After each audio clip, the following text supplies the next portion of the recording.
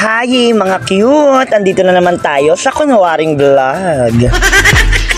At this time nga, ibabahagi ko sa inyo ang aking video ngayong gabi dahil magluluto ako ng ulam namin. At dali-dali na nga akong bumaba ng first floor at diretso na akong tsumek sa aming refrigerator dahil sabi nga ng aking kapatid may binili daw siyang atay balon-balunan nakabalot sa red na plastic. At ayun nga, kinuha ko nga siya at ito ang lulutuin natin. At binuksan ko na nga siya sa kanyang plastic at dali-dali ko nga siya diyang hinugasan at paulit-ulit nating hinugas-hugasan hanggang sa luminis nga yung tubig. At para nga masiguro natin na hugas nga siya dyan. O diba? At sa pagkakataon na nga na yan, niready ko na nga yung kanyang mga sangkap dahil ang lulutuin natin ay adobong atay balon-balunan. At sunod na nga rin nating hiniwa yung mga gagamitin nga nating sangkap sa paggigisa dahil magigisa nga muna tayo, ganun kasi ako mag-adobo. Oh, kanya-kanyang luto to. Ganyan din ba kayo mag-adobo o minamarinate nyo pa? Kasi sa iba may mga luto din na minamarinate muna bago sila naggigisa, pero ako diretso gisa na, wala nang marinate. At sa pagkakataong ito nga, nag-init na nga tayo dyan ng kawali.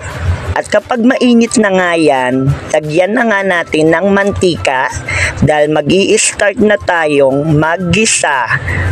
Tara!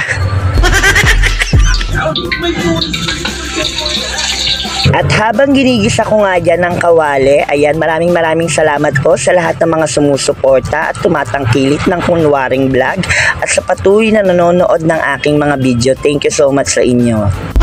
At sa pagkakataong yan, ilagay na nga natin ang atay balon-balunan.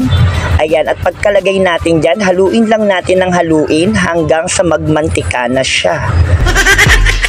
At pag nasa punto ka na nga ng video na to at patuloy kang nanonood, mag-comment ka naman kung taga saan ka para malaman ko kung saan naman umabot yung video ko. At i-share mo na din para mapanood ng iba. Maraming salamat sa iyo. I love you. And to be continue nga sa ating nilulutong adobong atay balon-balunan. At kapag ganyan na nga ang itsura niya, timplahan na natin yan ng pamintang durog tsaka dahon ng laurel para dagdag lasa, dagdag aroma, dagdag bango sa ating niluluto. O diba? At pagkatapos, takpan lang natin siya at antayin lang natin kumulo. Kapag ganito na nga ang itsura niya, saka na natin yan timplahan. Timplahan na nga natin yan ng toyo, ng tubig, tapos antayin lang natin pakuluin ng pakuluin at takpan uli natin.